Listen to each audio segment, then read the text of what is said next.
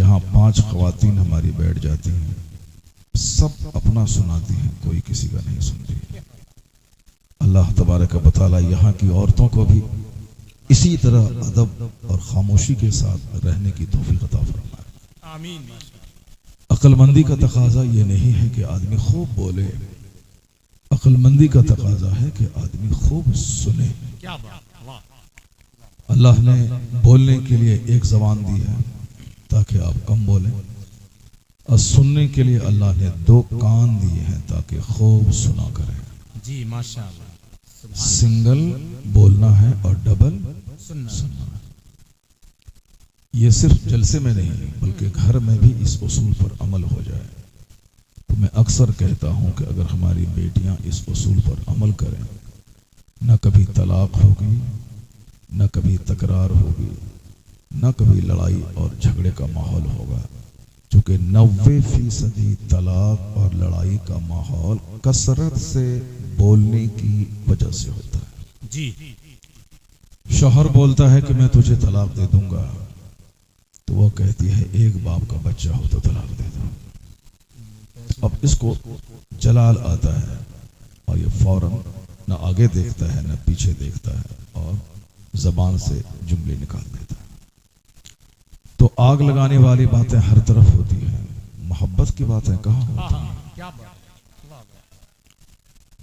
एक दूसरे को जुदा करने की बातें सारे लोग करते हैं, मगर एक दूसरे को जोड़ने की बातें कौन करता है? क्या बात है। आज शादी को लोग बोझ समझ रहे हैं, ज़िनाकारी को लोगों ने आसान बना लिया है। कौन है जो निकाह की फजीलत की बातें करता है? कौन है बुराइयों और बेहयाइयों से बचने की बात करता है? आज सारी दुनिया में जंग का माहौल है। कौन है जो अमन की बात करता है? हर तरफ दौलत कमाओ, पैसा कमाओ, यही हंगामा है। कौन कहता है कि दौलत तबाही लाती है, सादगी से हुस्न पैदा होता है। दुनिया आरजी और फानी है, आखिरत दायमी और बाकी है। अक्लमंद है वो जो एक कतरा पानी के लिए बेताब न हो। अक्लमंद है वो जो समंदर की जुस्तजू में रहे। ये सारी बातें कोई नहीं करता आज। ये सारी बातें सिर्फ और सिर्फ मजहब इस्लाम करता है, और मजहब इस्लाम की बातें बताने वाले हमारे उलमा करते हैं। सबों को धुन है खाने कमाने की, उलमा कराम को एक धुन है लोगों को जन्नत ले जाने की। वाह, सुभान अल्लाह। इसलिए इस रोए जमीन पर सबसे कीमती गिरोह अगर कोई है तो वो उलमा का गिरोह। अगर आपने मुझको गाली दी तो मैं आपको 10 गाली देना चाहता हूँ। अगर मैंने आपको गाली दिया तो आप बदले में 50 गाली मुझको देते हैं। अगर मैंने आपको कभी कुर्सी नहीं दी मेरे घर में आने के बाद, तो आप भी इसका बदला लेते हैं। अगर मैंने आपको कर्ज नहीं दिया तो आप भी मुझे मुसीबत पे तड़पाते हैं। तो इंसान का नेचर है बुराई का बदला बुराई से लेना। नेता को वोट नहीं दिया तो वो आपकी सड़क नहीं बनाएगा। हमारे इलाके में एक भाजपा का नेता जीता, मुस्लिम मोहल्ले की सड़क को नहीं बनाया, कहा नहीं वो वोट नहीं दिया हमको, जबकि वो जीतने के बाद सबका नेता हो जाता है। जी। ये बहुत गिरा हुआ आदमी इस तरह की बातें करता है। एक भाजपा का एक बहुत बड़ा नेता है नागपुर में, जिसने ताज बाग को सजा दिया अरबों के प्रोजेक्ट से। ताज बाग अब ताज बाग मालूम हो रहा है। बाबा ताजुद्दीन नागपुरी रहमतुल्लाह अलैह के आस्थाने को सजा दिया है उस बंदे ने। माशाअल्लाह। वो उसी पार्टी का नेता है, लेकिन थोड़ा सा सीना चौड़ा है उसका। अब जाने के बाद लगता हाँ बाबा ताज का मजार है, ताजाबाद शरीफ है। और ये घटिया किस्म का नेता छोटी सी सड़क नहीं बनाया।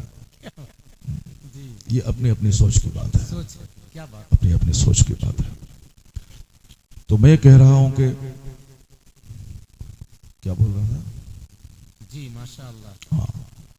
हाँ, मैं कह रहा था कि बदला आदमी फौरन देना चाहता, वोट नहीं दिए तो सड़क नहीं बनाता। जी। आपको मैंने सलाम नहीं किया था, आप हमको भी 50 बार सलाम नहीं करते हैं, सलाम का जवाब नहीं देते हैं। ये इंसान की कमजोरी है, वीकनेस है। लेकिन कौन है इस दुनिया में, आप उनका खाना बंद कर देते हैं, वह आपको कहता है कि तुम तबाह मत हो, नमाज पढ़ के जन्नत चले जाओ। आप उनकी मुलाजमत के पीछे पड़ जाते हैं, असर से पहले तुमको भगा दूंगा। लेकिन ये नहीं कहता कि तुम बगैर वजू के नमाज पढ़ो, ये कहता है कि वजू के साथ नमाज पढ़ो, वरना क़यामत के दिन तुम्हारे बदन को आग छुएगी। हम इनकी नौकरी के पीछे हैं, ये हमें जन्नत ले जाने के पीछे पड़ा हुआ है। इसे मालूम है कि जुमा के बाद मेरी जगह छूट जाएगी, मगर फिर भी जुमा में आधा घंटे का खिताब वह पूरे गांव को आबाद करने के लिए करता है, तबाह बर्बादी का खुतबा नहीं देता है। इसलिए इस जमीन पर शुभ चिंतक, जिसको आप कहते हैं, जो हकीकत में खैर खा, आपका भला चाहने वाला, अगर कोई गरोह है तो वो गरोह है उलमा है। मैं उसकी बुराई बयान करता हूं चाय की दुकान पर, वह मस्जिद में तहज्जुद की नमाज पढ़ के मेरी बख्शिश की दुआ करता है। कौन मिलेगा इस दुनिया में? और ये सबसे बड़ी ट्रेजेडी है कि सबसे ज्यादा गीबत उलमा की ही की जाती है, जो सबसे ज्यादा नफीस तबका है इस रूए जमीन का, सबसे बड़ा रिस्पेक्टेड तबका है। 1000 बीघा जमीन हो लखीमपुर में किसी के पास, वो जमींदार कहलाता है। किसी के पास साहब 50 खरब की फैक्ट्री हो, वो इंडस्ट्रियलिस्ट कहलाता है, कैपिटलिस्ट कहलाता है। लेकिन किराए के घर में अगर कोई शख्स रहता है, नमक रोटी खाता है, अगर कुरान हदीस का इल्म उसके सीने में है, तो अब हम उनको क्या कहते हैं? नाइबे पैगंबर कहते हैं जी। नाइबे पैगंबर, जिस तरह अल्लाह के बाद सबसे बड़ा मर्तबा मुस्तफ़ा जाने रहमत का, बाद अज खुदा बुजुर्ग तोई किस्सा मुख्तसर, हुजूर की तारीफ व तौसीफ में एक जामे जुमला कहा जा सकता है, खुदा के बाद अगर कोई बड़ी जात है तो मुस्तफ़ा की जात है। अब उनका नाइब होना, उनका नाइब होना कितना बड़ा मर्तबा है। मुस्तफ़ा का नाइब फैक्ट्री चलाने वाला नहीं होगा, 1000 एकड़ जमीन का जोतने वाला नहीं होगा, बंबई में हाजी अली पीटर रोड पे खरबों का घर बनाने वाला नहीं होगा, ये अमेरिका का खरबपति नहीं होगा। मुस्तफ़ा का नाइब वो होगा जो अपने सीने में कुरान हदीस का इल्म रखेगा। बेशक बेशक। इसलिए आलिम दुश्मनी की चीज नहीं तो मोहब्बत की चीज है। क्या बात है? हमारा हकीकी खैर खा है ये। मैं इनके लिए इनकी 1000 गीबत करूं, ये जब भी दुआ करता है तो कहता है अल्लाहुम्मा ग़फ़िरली वले वालिदैया वले जमीइल मुस्लिमीन। क्या बात, इलाही मुझे बख्श दे, मेरे माँ बाप को, सारे मुसलमानों को बख्श दे, जो खाना रोका उसको भी बख्श दे, जो गीबत की उसको भी बख्श दे, जो हमारे लिए हमारी जगह के पीछे पड़ा उसको भी बख्श दे, जो मेरी मुलाजमत को खतरे में डाला उसको भी बख्श दे। जिस दिन तन्हाई में बैठकर इस पॉइंट पे आप गौर करेंगे तो आपके हाथ इनके लिए दुआ के लिए उठ जाएंगे। क्या बात है? इलाही उलमा को सलामत रखना कि इनकी वजह से इस्लाम जिंदा है, इनकी वजह से जलसे जिंदा हैं, इनकी वजह से मदारिस और मकातिब जिंदा हैं, इनकी वजह से दीन की गुफ्तगू सुनने का माहौल जिंदा है। बहुत अच्छा, जिंदाबाद जिंदाबाद। आप अगर दुआ नहीं भी करेंगे, अगरचे आप करते हैं, 2-4-10 लोग नहीं करे और नहीं करे, आप अगर नहीं भी करेंगे तो इनको दुआ आपके नबी ने दे दिया है। इनको इनके लिए दुआ आपके नबी ने की है। इनका काम है जलसे में बैठा हुजूर ने ये कहा, इनका काम है जुमा के लिए मेंबर पे चढ़े काला काला रसूलुल्लाह आका अलैहिस्सलाम ने ये फरमाया। इनका काम ही है दीन फैलाना और मुस्तफ़ा की हदीस पढ़ पढ़ के आपको सुनाना। इनका काम है आपको तबाही और बर्बादी से बचाना, आपको हिलाकत से बचाना इनका काम है। अब ये अपनी बात कभी नहीं बोलते कि मेरा बाप बड़ा है। मेरी हजारों तकरीरें यूट्यूब में मौजूद है, मगर मैं किसी भी तकरीर में आप देखें, मैं कभी मैं अपने दादा का नाम नहीं बोलता हूँ, कभी मैंने अपने बाप के बारे में नहीं बोला। मेरा बाप अगरचे बहुत नेक आदमी था, सारी जिंदगी मदरसे में एक मकतब में पढ़ाते रहे। सुभान अल्लाह। और मैं उसकी तारीफ कभी नहीं करता हूँ। मेरी माँ पैदाइश से पहले मगरिब की नमाज पढ़ती, मगरिब के बाद दर्द ज़ह हुआ और बच्चा तवल्लुद होता। अल्लाह अल्लाह।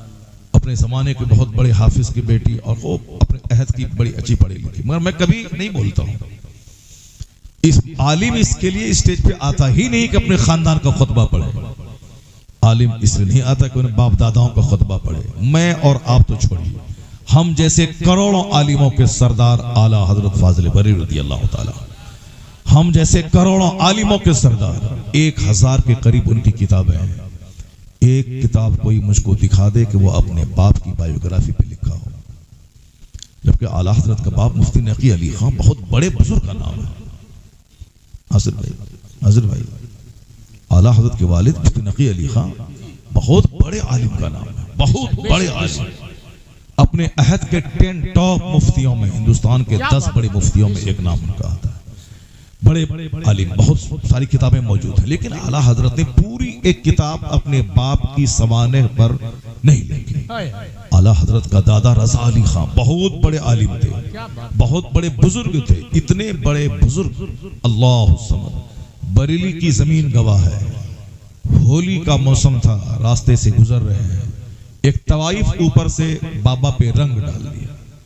आपका मुरीद साथ में था, वो जलाल में ऊपर चढ़ने लगा, मैं उसको खींच के मारूंगा, मेरे शेख के सर पे रंग क्यों डाल दिया। हजरत ने कहा कि मत जाओ, मत मारो, उसने मुझको रंग दिया है, अल्लाह उसको रंग दे। वाह वाह वाह, सुभान अल्लाह, सुभान अल्लाह, क्या बात है, क्या बात है, अल्लाह उसको रंग देगा। हम लोग बोलेंगे तो हमारी बात हवा हो जाएगी, लेकिन वो अल्लाह के वली थे, उनकी बात जबान से निकली और अल्लाह ने सच साबित कर दी। ऊपर में उसके बदन में जैसे तन बदन में आग लग गई हो। बाबा पे रंग फेंकने के बाद वो अंदर से बेचैन सी हो गई, वहां से दीवानावार नीचे उतरी और बाबा के पांव पे गिर के कहने लगी, हुजूर मुझसे गलती हो गई, माफ फरमा दें, अब मैं कलमा पढ़कर मुसलमान होती हूँ। अल्लाह अल्लाह अल्लाह अल्लाह अल्लाह, कलमा पढ़कर मुसलमान बनी। उसी वक्त में आपने 2 गवाह की मौजूदगी में अपने नौजवान मुरीद जो ऊपर चढ़ के मारने के लिए जा रहा था, उसी से आपने निकाह कर दिया। सारी जिंदगी बदकारी से भी बचा दी और कुफ्र से भी बचा दिया, रंग दिया उसको। इतने बड़े वली अपने जमाने के कुतुब। आला हजरत ने कभी कोई एक किताब अपने दादा की पूरी बायोग्राफी में नहीं लिखी। आलिम नहीं आते हैं कि अपने बाप दादा की कहानी सुनाए। आलिम जब भी लिखते हैं तो मुस्तफा की हदीस लिखते हैं।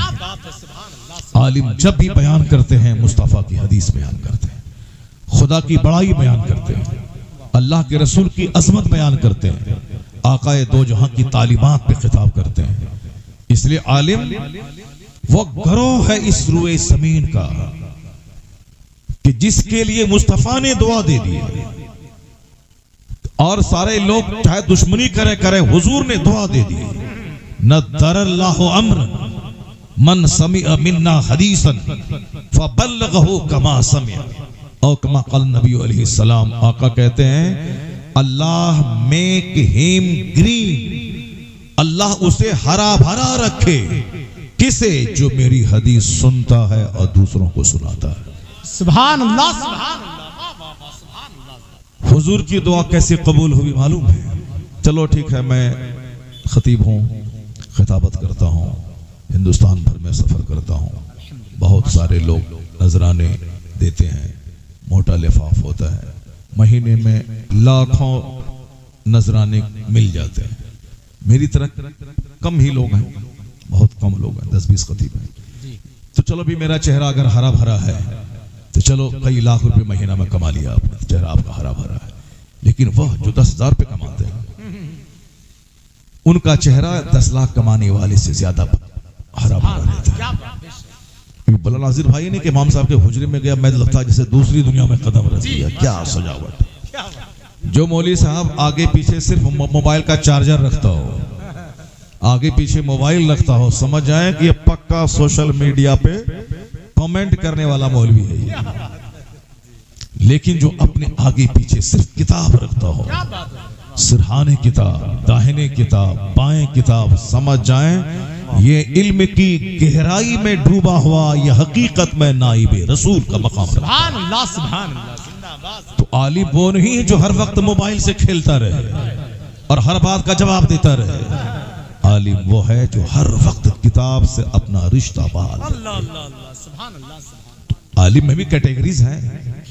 उसको तो दरूद पढ़ने की फुर्सत नहीं मिलेगी, उसको तो कलमा पढ़ने का टाइम नहीं मिलेगा, जो हर वक्त मोबाइल को ऑनलाइन रख करके हमेशा कुछ न कुछ कमेंट करना चाहता हो। अब साहब इज्जत को खराब करना चाहता हो। जब 2 घंटे की तकरीर में जहां आपने कुरान, हदीस, इस्लाह की बेशुमार बातें आपने की, उन 2 घंटे की सारी तकरीरों में छांट करके एक वर्ड कहीं से निकाल करके उसकी इज्जत को पामाल कर देना। जी जी। मक्खी हमेशा घाव खोजती रहती है, तो चलो तुमको घाव मुबारक हो, भौरा हमेशा फूल खोजता रहता है। अक्लमंदी का तकाजा है कि साहब दीवार में कोई नसीहत लिखी वो उसको भी अपनी जिंदगी में दाखिल कर दे। जहां साहब 2.5, 3, 4 घंटे की तकरीर होती है कौम की इस्लाह की, लोगों के नेक बनाने की, अब उसमें से एक जुमला निकाल के ये वही करेगा जिसकी सोच घटिया होगी, घटिया होगी, सच है। जो अंदर बिल्कुल घटिया अंदर से होगा। अब जो वही जो हमेशा लगा रहेगा उसके पीछे, वो भलाई नहीं तलाश करेगा। जैसे वहाबी नजदी हमेशा लगा रहता कहां हुजूर का ऐब ढूंढे, लोगों के सामने बयान कर रहे हैं। लेकिन ये सुन्नियों बरेलियों को मुबारक हो, ये हर किताब में मुस्तफा की शान तलाश करता है, कहां कौन सा नुक्ता मिले जिससे नबी की अजमत टपकती हो। सुभान अल्लाह। ये तो कोई थानवी होगा जो मुस्तफा की शान में गुस्ताखी के लिए नुक्ते ढूंढता है। ये तो अहमद रजा खां है जो कुरान हदीस में मुस्तफा की शान तलाश करते हैं, बयान करते रहते हैं। अल्लाह अल्लाह अल्लाह अल्लाह, सुभान अल्लाह। उसी तरह समाज में कुछ लोग होते हैं, इमाम साहब तहज्जुद पढ़े, इशराक पढ़े, चाश्त पढ़े, अवाबीन पढ़े, उनकी खूबियों को कोई बयान नहीं करता है। और थोड़ी सी कुछ मिस्टेक इनसे हो गई, अब उसी दिल को पहाड़ बना के लोगों के सामने पेश करते हैं। क्या बात है यार हज़रत, बहुत अच्छी बात। हम और आप नमाजी बनते हैं 50 साल की उम्र में। ये 5 साल की उम्र में जब मदरसा गए थे उसी दिन से नमाज पढ़ रहे हैं।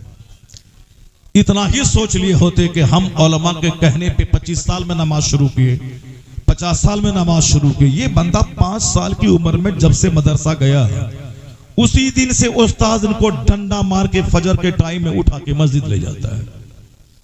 और डंडा मार के उठाने के लिए मदरसे में एक उस्ताद मुकर्रर रहते हैं। कोई बच्चा फजर के टाइम में नहीं सोएगा। 4 वक्त का नमाजी तो हिंदुस्तान में बहुत सारे हैं, 5 वक्त के नमाजी बहुत कम मिलेंगे जी। अगर यकीन नहीं आए तो शहर की मस्जिदों में चले जाए, जोहर में सब नहा धो करके साहब वो कोट पैंट लगा करके नमाज पढ़ने आ जाएंगे। अब फजर के टाइम में इमाम साहब, मोहसिन साहब और एक खादिम साहब और 2-3 जो इमाम साहब के पीछे लगे रहते हैं बूढ़े, वही साहब हैं। बस 4 वक्त के नमाजी रहते हैं। और ये 5 साल की उम्र में जब मदरसा गए थे उसी दिन से इनको उस्ताद डंडा मार मार के नमाज के लिए जगाते थे। कम से कम इतना ही तो समझ लेते कि हमारी नमाज 25 साल के बाद और ये 5 साल से नमाजी है, तो अब ये हमसे इस माना कर कई गुना ज्यादा अफजल है। हम इसके पीछे नहीं पड़े, इनकी सारी खूबियों पे पानी फेर कर आप सिर्फ एक अयूब को हाईलाइट करते हैं कि मेरे घर में फातिहा पढ़ने नहीं आया, हमारे घर में ये आते नहीं है, वो फला के घर जाते हैं, इसीलिए इनको यहां से निकाल दिया जाए। ये अपनी अपनी सोच है, चाहे आप दुआ दें न दें, मुस्तफा ने दुआ दे दी है।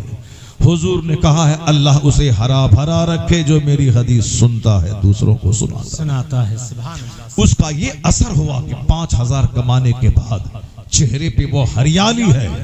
ऊद इनके पास, मुश्क इनके पास, कस्तूरी इनके पास, अंबर इनके पास, 10 जुब्बे इनके पास, 25 बरकाती टोपियां इनके पास जमीन मकान खरीदने का प्लान नहीं है, इसलिए 10,000 रुपए में भी इनके पास 25,000 बचते हैं। और 1 लाख कमाने वाले को मेहमान आने पर 1,000 रुपए बकरे का गोश्त लाने के लिए कर्ज देते हैं। साहब ये दूसरों की मदद करते हैं, ये क्या है? न आमदनी है ज्यादा, तनख्वाह कम है, उसके बावजूद हमेशा चेहरा हरा रहता है। हमेशा जिस्म तरो ताजा रहता है। ये दुआ है दीन की खिदमतों के लिए जो मुस्तफा ने दे दी है। अल्लाह हरा भरा रखे जो मेरी हदीस सुनता है और दूसरों को सुनाता रहे। नारे तकबीर, नारे रिसालत, मसलके आला हजरत, उलमाए अहले सुन्नत। इसलिए अब इसका मतलब ये नहीं निकला कि आप इनको 5000 रुपए दे के ठग लें जी। क्योंकि इनको हुजूर ने दुआ दे दी है। अब ये खूब हरे भरे हैं तो अब इनको रुपए की क्या जरूरत है। रुपया आप नहीं भी देंगे तो भी ये हरा भरा रहेंगे हुजूर की दुआ से। लेकिन आप पर लाजिम यह है कि जब समाज में मदरसा उजड़ रहा है, स्कूल कॉलेज की तरफ लोग रुख कर रहे हैं, अपने बच्चों को इंजीनियर डॉक्टर लोग बनाना चाहते हैं, अच्छा मुत्तकी बासलाहियत आलिम की तादाद घटती चली जा रही है। गरीबों के बच्चे जो मदरसे में जाके पढ़े, ठीक से मेहनत नहीं की, किताबें नहीं खरीदी, वो तो आलिम बनने के बाद वो अपने ताने बाने दुरुस्त करने में, अपनी माँ की मजदूरी छोड़वाने में, अपने बाप के लिए मिट्टी के घर को पुख्ते के घर में तब्दील करने में, उसी में उसको लग गए। लेकिन एका के हक कौन करेगा? गालियां सुनकर बातिल का रद्द कौन करेगा? बड़े बड़े अरबपति मालदार जो शराब और ज़िना में लथपथ हैं, उसके खिलाफ आवाज कौन उठाएगा? ये तो गरीब के बच्चे जो ठीक से पढ़े लिखे नहीं, बस जुब्बा पंजाबी करते रहे, मौलवी की सनद लेके आ गए। अब तो वो साफ पैसा कमाओ, बाप की मजदूरी छोड़ाओ, उसी में लग गए। खुशहाल लोगों का बच्चा अगर नहीं पढ़ेगा तो अरबपति की आंखों में आंखें डालकर उनकी शराब नोशी की मजम्मत कौन करेगा? उसकी ज़िनाकारी की मजम्मत कौन करेगा? उसका घमंड और गुरूर कौन तोड़ेगा?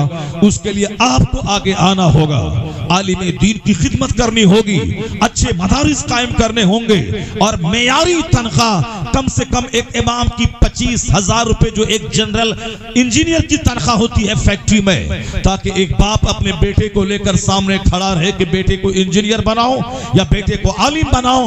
वो आप सोचेगा आलिम बनाओगे तो तनख्वाह मिलेगी 5,000, आलिम बनाओगे तो समाज के लोगों के रहमो करम पे जिंदा रहेगा, इंजीनियर बना तो अमेरिका जाके 10 लाख कमाएगा, इंडिया में रहा तो 1 लाख कमाएगा, अपने उत्तर प्रदेश में रहा तो कम से कम 25,000 रुपए कमाएगा। तो अब वो बाप फैसला करेगा, मौलवी नहीं, मेरे बच्चे को इंजीनियर बनना है। लेकिन अगर उस टाइम में अगर हमने दिखा दिया कि एक आलिम की दस्तबोसी अलग, पेशानी को चूमना अलग, जुमा के दिन अमामा बांधकर हाथ में असा लेकर जब वो हजारों के मजमे को खिताब करता है, ऐसा लगता है जैसे कमांडर इन चीफ अपनी फौज को ललकार रहा है, जैसे एक बादशाह अपनी रियाया को खिताब कर रहा है। और बिन नमाज जुमा के बाद दस्तबोसी कदमबोसी अलग, और फिर दुनियावी हिसाब से तनख्वाह भी 25,000 30,000। तो एक बाप अपने बेटे को इंजीनियर बनाए या आलिम बनाए, आलिम की इज्जत, आलिम की दौलत, आलिम की मेयारी तनख्वाह को देकर बाप फैसला करेगा। इंजीनियर बने ना बने, यहाँ दुनिया भी है आखिरत भी है, इसलिए हमारा बेटा आलिम बनेगा, इंजीनियर नहीं बनेगा। क्या बात है, क्या बात है, बहुत अच्छा। आप पर डिपेंड करता है कि आप मदरसों को उजाड़ दें या मदरसों को संवार दें। चूंकि यहाँ नमाज पंजगाना बाजमात है, मेरा बच्चा मरेगा तो जन्नत जाएगा, दुनिया में रहेगा तो इज्जत पाएगा, माली एतबार से भी दूसरों के सामने हाथ नहीं फैलाएगा। एक मेयारी तनख्वाह है जिससे अपने बाल बच्चों की अच्छी परवरिश करेगा और फिर इबादत और रियाजत करता हुआ दीन फैलाता हुआ मरने के बाद जन्नत चला जाएगा। यहाँ दुनिया भी है आखिरत भी है। इंजीनियर बना, नमाज छोड़ा, इंजीनियर बना, जुमा की नमाज तक नहीं पढ़ता है, इंजीनियर बना, सुबहान रब्बियल आला भी कहना नहीं आता है, सूरे फातिहा भी पढ़ना नहीं आता है, 50 लाख महीना कमा ले, कब तक कमाएगा? 70 साल 80 साल तक। उसके बाद जब मरेगा कहाँ जाएगा? जहां का एक दिन 50,000 साल के बराबर होगा। ये 70 साल 70 मिनट, तो 70 मिनट चाहे 10,000 कमाओ या 10 लाख कमाओ, या दोनों खत्म, मरने के बाद कहां जाओ? इंजीनियर साहब हो जहन्नम की आग में जाओ, डीएम साहब हो जहन्नम की आग में खरबों साल जलो, चाहे प्रेसिडेंट हो जहन्नम की आग में जलो। इसलिए अक्लमंद वो है जो दुनिया और आखिरत दोनों की भलाई पे नजर रखता है, यहाँ दूसरों के सामने मोहताज न बने और मरने के बाद जहन्नम की आग में नहीं जले। इसलिए इस्लाम दोनों जहान की खुशहाली पे जोर देता है। अगर कोई कहता है कि सिर्फ मस्जिद में बैठ के इबादत कर और फिर दुनिया मिले ना मिले जन्नत सलामत रहे, वो भी एक जोरदार पॉइंट है, लेकिन वह कंप्लीट पॉइंट नहीं है। क्योंकि मस्जिद में बैठ कर इबादत करने वाले को जब कपड़े की हाजत होगी और पैसा नहीं होगा, परेशान हो जाएगा। वह बीमार पड़ेगा, इलाज कराने के लिए पैसे नहीं रहेंगे, परेशान हो जाएगा। बेटी की शादी होगी, शादी में खर्च करने के लिए पैसे नहीं रहेंगे, वह सेठ के दरवाजे पे जाके उससे कर्ज मांगेगा। नमाज के बाद नमाजियों से कहेगा, मैं 25 साल से आपकी मस्जिद में खिदमत कर रहा हूं, मेरी बिटिया जवान हो गई है, अब उनकी शादी के लिए हमें पैसे चाहिए। एक आलिम दूसरों के सामने हाथ फैलाने का मतलब है कयामत आ जाएगी। नाइबे पैगंबर या दूसरों के सामने बेटी की शादी के लिए भीख मांगे, वो दिन आने ही नहीं देना चाहिए कि वो दिन इनकी जिंदगी में आ जाए। इसलिए अगर कोई कहता है कि सिर्फ हाथ पांव तोड़ के मस्जिद में बैठ रहो, ये भी नाकिस पॉइंट है। इस्लाम ने क्या कहा है? कानून ज़कात है इस्लाम में। ज़कात इसलिए है कि 1 लाख रुपए अल्लाह दे तो 2,500 अल्लाह की राह में निकाल दे। 1 करोड़ अल्लाह दे तो 2.5 लाख अल्लाह की राह में निकाल अपने गरीब भाइयों को दे दे। 100 करोड़ रहे तो 2.5 करोड़ अल्लाह की राह में निकाल दे, अपने गरीब भाइयों को दे। इसका मतलब ये कानून ज़कात बताता है कि सिर्फ गरीब बन के मुसलमानों को दुनिया में नहीं रहना।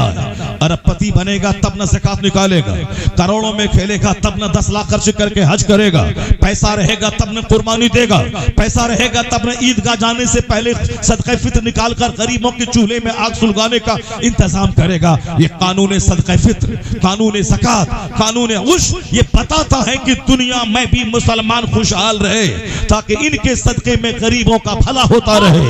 या ज़कात निकाले, या सदका फित्र निकाले, या कुर्बानी करे, 1 लाख का बकरा ज़बह करे। जो गरीब जिंदगी में कभी इतने महंगे बकरे का गोश्त ना खाता हो, वैसी कुर्बानी के बहाने उससे गोश्त खाने का मौका मिल जाए।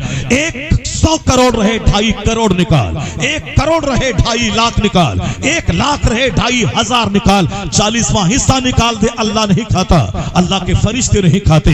तू अपनी गरीब बहन को दे दे, तू अपने गरीब भाई को दे दे, अपने गरीब पड़ोसी को दे दे, माल भी बढ़ेगा, जन्नत भी मिलेगी। तो अब फजर से लेके जोहर तक कोई नमाज फर्ज नहीं है। ये 8 घंटे कंप्लीट कमाने के लिए है, स्कूल जाने के लिए है, खेत जाने के लिए है, फैक्ट्री जाने के लिए है।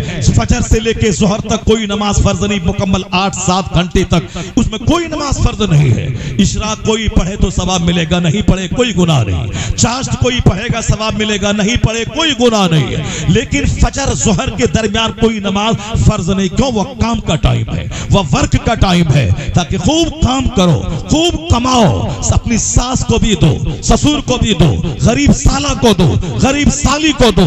ऐसा नहीं कि सास ससुर की जमीन बेचवा के, उसको कंगाल बना के, उसकी बेटी को दुल्हन बना के अपने घर में लाओ और सारी जिंदगी उस बीवी को रुलाते रहो। नहीं, अक्लमंद और दानिशमंद है वो जो खुद मेहनत करे, अपना कमाए, अपना घर बनाए, फ्रिज खरीदे, एसी लगाए, साफ सोफा खरीदे, अपने घर में साफ वॉशिंग मशीन लाए। उसके बाद एक गरीब बाप की बेटी जो दीनदार हो उसको अपने घर में लाए। कहे खबरदार जोड़ा भी नहीं चाहिए, कोई बर्तन भी नहीं चाहिए, एसी भी नहीं चाहिए। अब उसको लाके घर में रख के, ये घर मेरा है, रानी बन के तुम रहो, ये घर मेरा है, वॉशिंग मशीन का इस्तेमाल तुम करो, ये घर मेरा है, एसी का इस्तेमाल तुम करो। मैं दावे से कहता हूं वह शौहरे नामदार है जो अपनी बीवी के बाप को तड़पा के उसका पैसा लेकर अपने घर में सोफा नहीं लगाता है। मेहनत करे, मजदूरी करे, कमाए, घर बनाए और कुछ लिए बगैर बीवी को लाए। वह बीवी सारी जिंदगी अपना दिल शौहर के पांव के नीचे बिछा देगी। न तकरार होगी, न तलाक होगी, उम्र बढ़ती जाएगी, मोहब्बत का माहौल बढ़ता चला जाएगा। सुभान अल्लाह, सुभान अल्लाह। माल रहेगा तब ना। यहाँ तो कंगाल हो गए लोग। सोफा भी बीवी लाए, फ्रिज भी बीवी लाए, एसी भी बीवी लाए, फैन भी बीवी लाए, खिड़की का पर्दा भी बीवी लाए, पैर पोंछने वाला पापोश भी बीवी खरीद के लाए, चाय पीने वाली प्याली भी बीवी लाए, खाने की प्लेट भी बीवी लाए। ये बता दे कि तू कौन सा शौहर नामदार है? प्लेट बीवी की, चाय की प्याली बीवी की, सोफा बीवी का, सोफे का पर्दा बीवी का, खिड़की का पर्दा बीवी का, फिर तू उसका सामान इस्तेमाल करके शोहरे नामदार नहीं बनेगा, तू सारी जिंदगी उसका गुलाम रहेगा। इसलिए अल्लाह ने फज्र से लेके जोहर तक कोई नमाज फर्ज नहीं की, ताकि आप खूब मेहनत करें, स्कूल जाएं, खेत में जाएं, फैक्ट्री में जाएं, दुकान पे जाके बैठे। और जो अल्लाह 8 घंटे ताकत दिया, सूरज की रोशनी दी, हाथ पांव में हरकत दी, तो जोहर में खाने से पहले उस रब्बे कदीर को सजदा कर लिया जाए।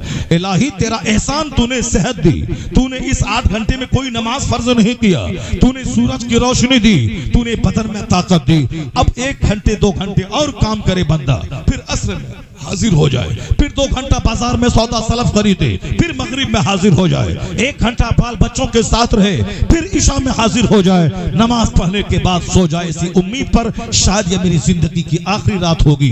अगर जाग गया तो फिर जागने के बाद कहूंगा अल्हम्दुलिल्लाहिल्लज़ी अहयाना बअदा मा अमातना, तारीफ अल्लाह की जो हमें मौत देने के बाद दोबारा जिंदा कर दिया। तो जो 8 घंटे की नींद रात में देने के लिए हमें हमारे लिए रात बनाई, तो फजर में सबसे पहले खेत नहीं जाना है, दुकान नहीं जाना है, खलियान नहीं जाना है। अक्लमंद है वो जो 8 घंटे की नींद के बाद सबसे पहले रात बनाने वाले खुदा की बारगाह में सजदा के लिए हाजिर हो जाए। जो फजर पढ़ के काम का आगाज करेगा, सारा दिन उस पर रहमतों की बारिश होती रहेगी, उसका चेहरा हरा भरा रहेगा। ये नमाज के टाइमिंग का सिस्टम बताता है कि तुम कोढ़ी बन के घर में मत बैठा रहो, तुम भिखारी बन के मत रहो, दूसरों के सामने हाथ फैलाने वाला बेगर भिखारी बन के मत रहो। हर जुमा के खुतबे में इस्लाम कहता है इन्नल्लाह यअमुरु बिल अद्ल वल ihsan व ईताए ज़िल कुर्बा, अदल करने का, एहसान करने का, रिश्तेदारों को देने का, रिश्तेदारों को चूसने का नहीं। ईद का कपड़ा ससुर देगा, ये दिमाग बनाने का नहीं। अगर ससुर गरीब है तो ईद का कपड़ा तुम दामाद होने के नाते उसको दो, अपने बाप को भी दो और अपनी बीवी के बाप को भी दो। अपने रिश्तेदारों को दो, लो नहीं। ये जो रिश्तेदारियां खत्म हो रही है, सिले रहमी का मसाज खत्म हो रहा है, सिर्फ चूसने लेने का वो हमको देगा। और हर जुमा को खुतबा में हुक्म होता है ईताए ज़िल कुर्बा, रिश्तेदारों को देने का। जहां देने का मसाज हो वहां दौलतें परस्ती है, और जहां मांगने का रिवाज हो वहां मुफलिसी कदम रखती है। इसलिए आज चाइना जापान दुनिया का सबसे मालदार तरीन मुल्क बन गया, चूंकि उसने कसम खाया हम दुनिया से माल लेंगे नहीं, दुनिया को माल देंगे। देने की कसम खाई, 100 साल के अंदर richest country of the world, दुनिया का सबसे मालदार मुल्क बन गया। उनसे पूछे ये मजाज किसने दिया, वो कहता है तुम मत बोलो, तुम्हारे मजहब ने कहा था अल यदुल उलिया खैरु मिनल यदि सुफला, यानी देने वाला हाथ लेने वाले हाथ से बेहतर होता है। The giver hand is better than the taker hand. इस्लाम के पैगाम पर अमल किया क्रिश्चियन यहूद सा बुद्धिस्ट, वो मालदार मुल्क बन गया। अगर मुसलमान अपने पैगंबर के उसूल पर अमल करे, इनका चेहरा हरा होगा, इनका समाज हरा होगा। हुकूमत यहां मिलेगी, मुस्तफा की जन्नत मरने के बाद मिलेगी। नारे तकबीर, नारे रिसालत, मसलके आला हजरत, हजरत मुफ्ती शहरयार साहब किबला। हम कंगाल हो गए सिर्फ इसीलिए कि हम कुरान हदीस नहीं पढ़ते, हम सिर्फ नॉवेल पढ़ते हैं, हम सिर्फ फिक्शन पढ़ते हैं, हम सिर्फ अखबार पढ़ते हैं, हम सिर्फ नेताओं की किताब पढ़ते हैं, हम सिर्फ फिजिक्स केमिस्ट्री बायोलॉजी पढ़ते हैं, हम सिर्फ एस्ट्रोलॉजी एस्ट्रोनॉमी पढ़ते हैं, हम ज्योग्राफी सिविक्स हिस्ट्री पढ़ते हैं, इस्लाम नहीं पढ़ते हैं। इसलिए मैं कहता हूं कि इस्लाम पढ़ो 1 घंटा सुबह आलिम के पास जाके, 5 घंटे स्कूल जाके फिजिक्स केमिस्ट्री मैथ जाके पढ़ो। फिजिक्स केमिस्ट्री मैथ पढ़ो ताकि नौकरी मिलेगी तो पैसा कमाओगे, दूसरों के मोहताज नहीं रहोगे। या नहीं नौकरी मिलेगी तो कम से कम मैथमेटिक्स के एक्सपर्ट बन गए तो ट्यूशन पढ़ा के 5 लाख रुपए महीना कमा लोगे। क्योंकि मैंने देखा है हमारे वो बच्चे जो नाकारा, कामचोर, मेहनती नहीं है, वही बच्चे अपनी कमजोरी पे पर्दा डालने के लिए बोलते हैं कि मुसलमानों को हिंदुस्तान में नौकरी नहीं मिलती है। मैं कहता ये वह बच्चे जो कामचोर हैं, वह बच्चे जो 3 घंटे सिनेमा हॉल में देते हैं, पढ़ाई को नहीं देते हैं टाइम। बाप बेचारा लखीमपुर के देहात में रहता है, बेटा लखनऊ में स्टडी कर रहा है, ये अपनी फसलें बेचकर, गन्ना बेचकर, मकई बेचकर, धान और गेहूं बेचकर, या ज्यादा महंगा महंगी पढ़ाई हो तो जमीन बेचकर बच्चों को भेजते हैं, और वो लखनऊ में दोस्ती यारी कर रहा है, मोबाइल चेंज कर रहा है, 3 घंटे हर नई फिल्म को जाके देख रहा है। अब बेगाने की शादी में अब्दुल्ला दीवाना हो रहा है, दोस्त की शादी है, पढ़ाई छोड़ के उनके घर में चला गया और 10 दिन में हुल्लड़बाजी मोटरसाइकिल चला के कर रहा है। अब ये बोला कि अब यहाँ हिंदुओं का मुल्क है, नौकरी नहीं मिलती है। बदतमीज, हर साल 35 से 40 बच्चे मुसलमानों के डीएम बन रहे हैं हर साल। इसी पीरियड में, इसी 10 साल मोदी जी के पीरियड में कम से कम समझ लें कि 200-400 बच्चे, इस 10 साल के अंदर में 400 बच्चे IAS ऑफिसर मुसलमानों के बन गए। और तुम बिला वजह एक बात लेके बैठा है कि साहब पंडित जी वो उनका काम है, साहब जो करना है वो कर रहा है, उनका जो प्लान है वो अगर उनका प्लान जैसा है वो अपना जाने। तुम्हारा प्लान है इल्म सीखना, जहालत दूर करना, जहालत दूर करना। तुम्हारा प्लान है जन्नती बनना, तुम्हारा प्लान है मुस्तफा का सच्चा गुलाम बनना। वो जुल्म करते करते थक जाएगा, तेरा सब्र उसके जुल्म को मिटा डालेगा, तेरा सब्र उसे तबाह बर्बाद कर डालेगा। इसलिए कि 10 साल 20 साल की कोई हैसियत नहीं है मुसलमान। 1400 साल से हम यही देखते आ रहे हैं, जब जब जुल्म बढ़ता है तब तब मुस्तफा के गुलामों की तादाद में इजाफा होता चला जाता है। नूरे खुदा कुफ्र की हरकत पे खंदाजन, फूकों से चराग बुझाया ना जाएगा। तुम राजनीति छोड़ दे, शिक्षा ग्रहण कर, सियासत छोड़ दे, 5 साल में एक बार जाके वोट दे देना किसी ऑनेस्ट आदमी को। बाकी किसी नेता का छोला ठोरे के लिए तू नहीं पैदा हुआ है, उसके दरवाजे पर जाके बैठ के तलवा चाटने के लिए नहीं पैदा हुआ है। तू नमाज़े पंजगाना के लिए खुदा की बारगाह में 5 बार हाजिर होने के लिए पैदा हुआ है। तू दुरूद और जिक्र के लिए पैदा हुआ है। तू हाकिम बनने के लिए पैदा हुआ है, तलवा चाटने के लिए नहीं पैदा हुआ है। वअदल्लाहु लज़ीना आमनू वअमिलुस सालिहात लयस्तखलिफन्नहुम फिल अर्द। अल्लाह ने वादा किया है जो ईमान लाएगा, अच्छा काम करेगा, हम उसे इस रुए जमीन का बादशाह बना देंगे। ईमान लाएगा, अच्छा काम करेगा, इल्म हासिल करेगा, ईमान लाएगा, इल्म हासिल करेगा, अच्छा काम करेगा, हुकूमत मिलेगी। हुकूमत तो इंतजार कर रही है। अब जब कोई अहल नहीं आएगा तो ना अहल उस कुर्सी पे बैठेगा, जब कोई अहल नहीं मिलेगा तो ना अहल उस पे बैठेगा। तुम अहल बन जाओ, इज्जत इल्म हासिल करो, 24 घंटे स्टडी में लगे रहो। लड़के नौकरी लेना है, खुशामद करके नहीं। इतनी मेरिट हासिल करो कि 24 घंटे पानी की तरह अंग्रेजी बोलो। इतनी मेरिट तुम्हारा बच्चा हासिल करे, फिजिक्स केमिस्ट्री बायोलॉजी को पानी पानी कर दे। इतनी मेहनत तेरा बच्चा 18 घंटे करे कि वर्ल्ड हिस्ट्री उसके दिमाग में मौजूद हो। जो पढ़ने में लगेगा वो हुल्लड़बाजी नहीं करेगा, जो स्टडी में लगा रहेगा वो 3 घंटे सिनेमा हॉल में नहीं देगा। जिसका प्लान बड़ा होगा वो अपने रिश्तेदारों की शादी ब्याह में नहीं जाएगा, शादी ब्याह में जाके हुल्लड़बाजी करके टाइम बर्बाद करने नहीं जाएगा। स्टडी से फुर्सत कहाँ है? प्लान है मुझको IAS ऑफिसर बनना है, उस प्लान को हासिल करने के लिए कंटिन्यूटी यानी लगातार मेहनत वो करेगा। एक दिन जागना कमाल है, कंटिन्यू डेली पढ़ना ये कमाल की बात है। लगातार जहदे मुसलसल, ये लगातार मेहनत आदमी को कामयाब बनाती है। आप अपने बच्चों को पढ़ाएं लिखाएं, बैंक का मैनेजर बनाएं, प्रोफेसर बनाएं, बैरिस्टर बनाएं, लॉयर बनाएं। इसे साहब MLA MP सभासद नहीं, जो जाहिल नाकारा दी ग्रेट है वो सभासद के पोस्ट के लिए उठता है। ये छोटी मोटी सियासत वो करता है। जिसको DM बनना है वो क्या प्रधानी का इलेक्शन लड़ेगा, जिसको साहब IAS ऑफिसर बनना है वो क्या वो सभासद की छोटी सी साहब मुलाजमत तो नहीं कहा जाए, बस छोटा सा पोस्ट हासिल करने के लिए वो इलेक्शन लड़ेगा। अब 1000 की आबादी में 5 लोग उठ गए, हमको देना 5 वोट के लिए भीख मांग रहे हैं और 10 वोट के लिए रिश्तेदारी में जंग कर रहे हैं, और ये जंग खींच करके मस्जिद में ले जा रहे हैं, यह जंग खींच कर जलसे में ले जा रहे हैं। हमको वोट नहीं दिया, उसकी बेटी की शादी में हम नहीं जाएंगे। क्या छोटी मोटी राजनीति करता है यार। समाज में देख, अगर कोई समाज का सेवक है, अपना दर्द समझता है, समाज के दर्द को, बीमार पड़ने के बाद मरीज के मर्ज में गिरफ्तार कोई गरीब हुआ, हॉस्पिटल में उनके साथ रहता रहता हो, अब शादी ब्याह में सामने रहता हो, दर्द उसका कष्ट दूर करने के लिए रहता हो, ऐसा आदमी हो, तुम अपनी ख्वाहिश को पांव के नीचे दफन कर दे, उसको सामने ले आ, उसको सब मिलके वोट दे दे, ये समाज का अच्छा आदमी है, यह हर सबके दुख दर्द में काम आने वाला है, यह मेहनती आदमी, हम 5 साल रहे सभासद तो कितना पैसा कमाएंगे, तो हम कुर्बान कर दें, अच्छे आदमी को लाए, जो पढ़ा लिखा आदमी है उसको लाए, बद सलील हरकतों की खातिर। अभी एक रिपोर्ट सामने आई थी औरंगाबाद महाराष्ट्र की कि एक बंदा 91% वोट लाया साहब, दूसरे 10 मुसलमान उड़ गए, कोई 50 वोट लाया, कोई 25 वोट लाया, कोई 300 वोट लाया, वो आदमी जो 9000 वोट से हारा है, ये मुसलमानों ने 500 250 करके 1500 वोट को बर्बाद किया है। इतनी छोटी सोच लेके इस वक्त इस संकट की घड़ी में ये आया है, सिर्फ 50 वोट काटा और अपने भाई को हरा दिया। अब कोई रमेश जीता या डफली बजा रहा है कि मैंने अपने भाई को हरा दिया। जहां इतनी गंदी सोच होगी वहां तो मस्जिद टूटेगी, वहां तो आग लगेगी, वहां तो मदरसे बंद होंगे, वहां तो तबाही का तमाशा देखना होगा।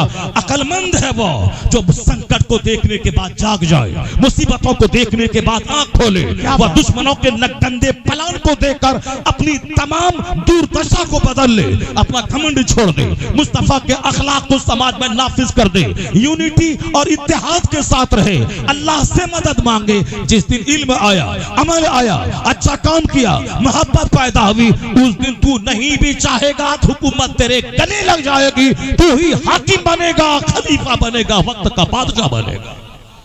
सुभान अल्लाह, सुभान अल्लाह, क्या बात, अल्लाह अकबर, या रसूल अल्लाह।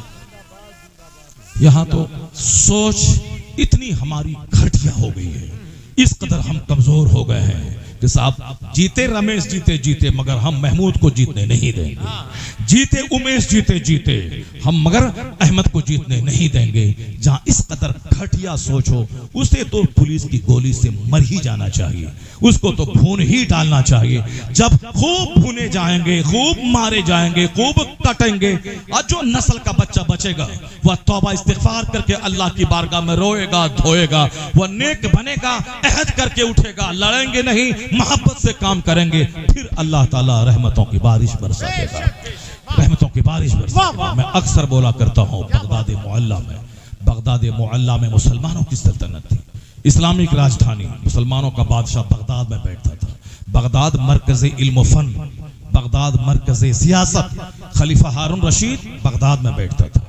उनके बहुत सारे खुलफा सारे के सारे बगदाद में बैठते थे। बगदाद इल्म फन की राजधानी, बगदाद सियासत की राजधानी, बगदाद इकोनॉमी की राजधानी। जिस तरह हिंदुस्तान में बंबई आधी दौलत वहां रहती है, उसी तरह बगदाद इल्म फन का शहर, दौलतों का शहर, सियासत का शहर, वो सारी रौनकें वहां थी।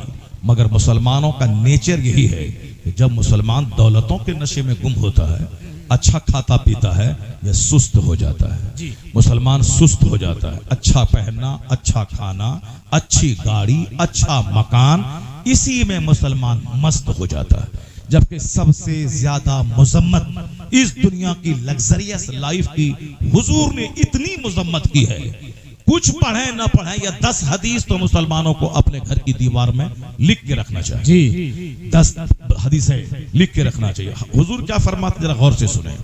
आका फरमाते हैं, लौ कानती दुनिया तादिलु इंदल्लाहि जनाहा बऊदा मा सका काफिरम मिनहा शुरबत माइन। हुजूर कहते हैं, आका इस्लाम फरमाते हैं कि अगर इस दुनिया का महत्व, इस दुनिया की अहमियत मच्छर के पर के बराबर भी होती तो अल्लाह ताला मुशरिकीन कुफार को एक घोट पानी तक नहीं देता। जरा गौर से सुनना, क्या कहा सरकार। अल्लाह। जिस दुनिया की खातिर हम नमाज छोड़ते हैं, जिस दुनिया के लिए हम झूठ बोलते हैं, जिस दुनिया के लिए हम 10 लाख रुपए रिश्वत देते हैं, जिस दुनिया के हासिल करने के लिए दूसरों की मौत का इंतजार करते हैं, ये मौली साहब मरे, मैनेजर को 50 लाख की पोटली दिया, ये जहां मरे तो फिर हमको उस पोस्ट पे बहाल करना, कितनी घटिया सोच हो गई। कोढ़ी बन के जीना चाहता है, 50 लाख रिश्वत दो, उसको आराम से बैठेंगे और हर महीने 1 लाख महीना कमाएंगे। कितनी घटिया और गंदी सोच पैदा हो गई। हम लोग इस 2 पैसा कमाने के लिए आखिरी हद तक चले गए।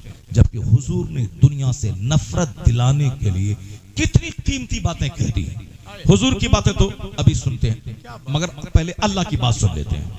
इसी दो बात को सुन के आप चले जाइएगा, बाकी मेरी कोई बात मत सुनिएगा।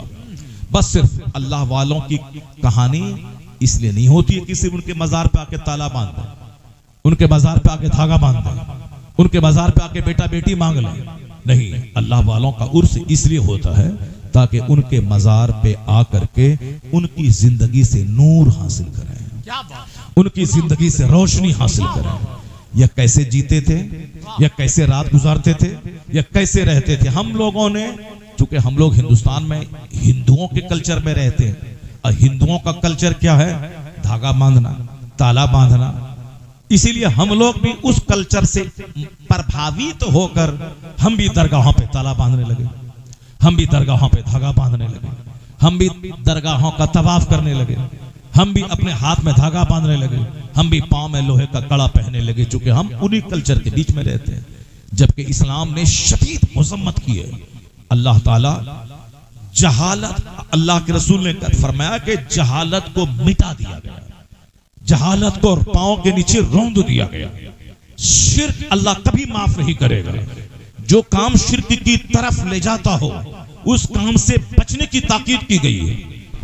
अल्लाह रब्बुल इज्जत ही इज्जत देने वाला, वही हुकूमत देने वाला, वही सेहत तंदुरुस्ती जिंदगी और मौत देने वाला।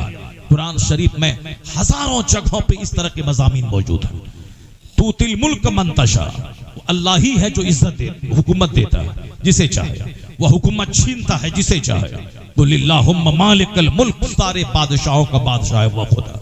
तो अल्लाह के रसूल कहते हैं जूती का तिस्मा भी टूटे तो अल्लाह से मांग, यानी चप्पल भी टूटे तो उसका तिस्मा टूटे, अल्लाह से मांगना, हमेशा अल्लाह से मांग। अल्लाह उस बंदे से दुश्मनी रखता है जो अल्लाह से नहीं मांगता है, अल्लाह उस बंदे से दोस्ती करता है जो हमेशा अल्लाह से मांगता रहता है। अल्लाह दुआ करने वाले को पसंद करता है। अल्लाह से, जिस बुजुर्ग के मजार पे हम गए हैं, वह बुजुर्ग रात के आखिरी पहर में उठ के 40 साल से रोजाना 1 घंटा रोते थे। वो इशा के वजू से फजर पढ़ते थे। उन्होंने हमेशा सारी जिंदगी खाने पीने की तकलीफ उठा ली, मगर कभी झूठ नहीं बोला, कभी हराम की तरफ आंख उठा के नहीं देखा, एक वक्त की नमाज नहीं छोड़ी। हम लोगों ने इसको, जो वहां से नूर हासिल करना था, उसको धागे के कल्चर में बदल दिया, उसको ताला के कल्चर में बदल दिया, उसको मेला के कल्चर में बदल दिया। हमने दूसरों का मेला देखा, वही मेला अपने यहाँ उर्स में ले आया। अब औरतों पर जुमा की नमाज तो फर्ज है नहीं, अब वो जुमा के लिए मस्जिद तो जा नहीं सकती है। ईदैन की नमाज तो वाजिब है नहीं, वह ईद और बकरीद पढ़ने के लिए वो ईदगाह तो जा नहीं सकती है, क्योंकि पर्दे में रहना जमाअत से नमाज पढ़ने से ज्यादा जरूरी है। मर्द अगर मस्जिद में नमाज पढ़ने नहीं जाए, मस्जिद के बगल में नमाज पढ़े, नमाज नहीं होगी। जमाअत से नमाज पढ़े तो 27 गुना सवाब मिलेगा, 27 गुना अज्र मिलेगा अगर कोई जमाअत से नमाज पढ़ता हो। लेकिन औरत पे जमाअत जरूरी नहीं है, वो अकेले घर में पढ़े। मर्द को मस्जिद जाकर जो 27 गुना अज्र मिलेगा जमात से पढ़ने का, वो सवाब औरत को घर में तन्हा पढ़ने से मिल जाएगा। जुमा की नमाज बड़ी अहम नमाज, औरतों पे फर्ज नहीं है। क्यों? जुमा की नमाज के लिए घर से बाहर निकलना होगा, जमात के साथ वो नमाज होती है, इसलिए उसको मस्जिद का रुख करना होगा। मस्जिद जाने से बेहतर है कि औरत अपने घर में नमाज पढ़े। आंगन में पढ़ने से बेहतर है कि दालान में पढ़े, दालान में पढ़ने से बेहतर है कि घर के बीचों बीच पढ़े, उससे बेहतर है कि घर के एक कोने में पढ़े, यानी एक गोशे में नमाज पढ़े। जितना पर्दे में वो रहे, उतना ही शौहर के लिए, घर के लिए, समाज के लिए, मुल्क के लिए, मिल्लत के लिए उतना ही फायदा है। जिसने इस कानून का मजाक उड़ाया है, वो अब रो रहा है, मगरमच्छ के आंसू बहा रहा है। कलकत्ता के आरजी मेडिकल हॉल में मेडिकल कॉलेज का प्रिंसिपल, वो जब अब पढ़ने वाली, एमडी करने वाली डॉक्टर के साथ रेप किया, उनके चेले, उनके गुर्गे, उनके साथ चेलों ने, सारा हिंदुस्तान शर्मसार हो गया। सारी दुनिया में हिंदुस्तान की नाक कट गई। या साहब लखीमपुर का हल जोतने वाला चरवाहा ये काम नहीं किया है, मेडिकल कॉलेज का प्रिंसिपल, उसकी निगरानी में ये काम अंजाम दिया गया है। तो अब ये बता दें कि हम कानून पर्दा बयान करते हैं और आप कानून पर्दा की मुखालफत करते हैं, तो मुखालफत का रिजल्ट आपको ये निकला कि स्कूल में ज़िना, कोचिंग सेंटर में ज़िना, वीमेन शेल्टर हाउस में ज़िना। आपने सुना होगा बिहार के मुजफ्फरपुर में जहां औरतों की पनाह का शेल्टर हाउस सेंटर था, जहां यतीम बच्ची, बेवाओं और सब अनाथ लोगों की पालने का जो सेंटर था, वहां पर पता चला कि वहां जो औरतें जवान हो रही हैं उसका सीधा कनेक्शन नेताओं से, बड़े बड़े मालदारों से करवा के शेल्टर सेंटर चलाने वाला वो औरतों की इज्जत बेच के पैसे कमा रहा है। साहब, आप हमारे कानून पर्दा का मजाक उड़ा रहे हैं। शेल्टर रूम में से ना, मेडिकल कॉलेज में से ना, आरपीएफ का जवान जो पुलिस वाला रेलवे में नौकरी करता है, प्रोटेक्शन हिफाजत के लिए रहता है, वह सोई हुई खातून के साथ दस्तराजी छेड़खानी कर रहा है। आए दिन अखबार में आ रही है। दिल्ली में अभी कुछ दिन पहले की खबरें थी साहब, एक हॉस्टल में ज़िनाकारी के रैकेट का पर्दाफाश हुआ। तहखाने में जो हो रहा है, कानून पर्दा का मजाक उड़ाने वाले, दुनिया को तुमने ज़िना से भर दिया, बलात्कार से तुमने भर दिया। अमेरिका से लेके चाइना, जापान से लेके हिंदुस्तान तक कौन दिन ऐसा है जिस दिन ज़िनाकारी के केस न आता हो? इस्लाम इसी ज़िना को रोकने के लिए पर्दे का कानून नाफिज किया है, इसी बलात्कार को रोकने के लिए। ऐसा नहीं है कि सामने खीर हो और बंदा नहीं खाना चाहे, सामने गोश्त हो और बंदा नहीं खाना चाहे, सामने दूध हो बंदा नहीं पीना चाहे, बंदे को भूख लगी है, सामने जबरदस्त बिरयानी हो ना खाए, वो तो बंदा तो साहब मुर्दा है। वो जब मुर्दा को भूख लगती है, मुर्दा को प्यास लगती है, मुर्दा को ख्वाहिश होती है, वो मुर्दा है। जिसको खाने की मौजूदगी में भूख न लगे, पानी की मौजूदगी में प्यास न लगे, तो इसका मतलब ये निकला कि दूसरों के घर में दाना है तो लूट के खा ले, दूसरों के घर में खीर है तो खीर खा ले, दूसरों के घर की बिरयानी लूट के खा ले। नहीं, भूख लगे तो खाओ, मेहनत से कमा के खाओ, हलाल रोजी खाओ। तो औरतें मर्द के लिए पैदा हुई हैं, इसका मतलब ये नहीं कि दूसरों की बेटी को लूट ले, दूसरों की बीवी को लूट के ले आए। नहीं, अल्लाह ने जिस तरह तेरे लिए दाने का इंतजाम किया है, पानी का इंतजाम किया है, उसी तरह अल्लाह ने तेरे लिए औरत का इंतजाम किया है, ताकि अल्लाह का नाम ले और सामाजिक तौर पर निकाह करके उसको अपने घर में ला, फिर उसके हलाल तरीके से उससे अपनी ख्वाहिशात की तकमील कर और तेरी औलादें पैदा होती रहेंगी। अगर तेरा बाप शादी नहीं करता तो तू कहां से पैदा होता? अगर तेरा दादा शादी न करता तो तेरा बाप कहां से पैदा होता? अगर गौसे आजम के वालिद शादी न करते तो मेरा गौस कहां से पैदा होता? मुफ्ती नकी अली खां रज़ी अल्लाह अन्हु शादी नहीं करते तो अहमद रजा खां कहां से पैदा होते? ये सिलसिला है ताकि तू गुनाह से बच और इंसानों की पैदाइश का सिलसिला जारी रहे। यह कानून पर्दा इसीलिए है, तू चाहता है कि तेरी बीवी को सुबह कोई लेके जाए और शाम कोई लेके जाए, तेरी बेटी को सुबह एक बंदा हाथ पकड़े और शाम दूसरा बंदा हाथ पकड़े। जब ये तुझको बुरा लगता है तो फिर जिससे ज़िना हो रहा है वो भी तो किसी की बेटी है, वो भी तो किसी की बीवी है, वो तो किसी की माँ है। इसलिए चाहे अपना मनमानी तू चला ले, ज़िना को रोक नहीं पाएगा। एक कानून पर्दा है इस्लाम का दिया हुआ, अगर नाफिज हो जाए अमेरिका में वो ज़िना से पाक हो जाएगा, हिंदुस्तान में यहाँ से ना रुक जाएगा। पुलिस की मौजूदगी में, कोर्ट की मौजूदगी में, कचहरी की मौजूदगी में, आर्मी की मौजूदगी में तुमने आजमा लिया, ज़िना रुक नहीं रहा है। 5 बंदे को फांसी तुमने दिल्ली में दिया ताकि ज़िना रुक जाए, रुक नहीं रहा है। अब तो कम से कम ये उसूल आजमा ले कानून पर्दा का। कानून पर्दा नाफिज हो गया, दावे के साथ कहता हूं 90% ज़िना का कारोबार मिट जाएगा।